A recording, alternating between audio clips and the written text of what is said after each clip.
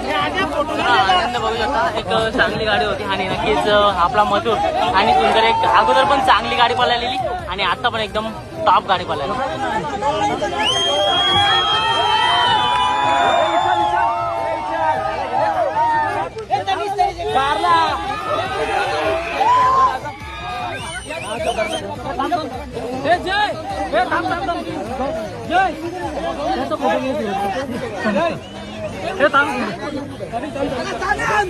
हे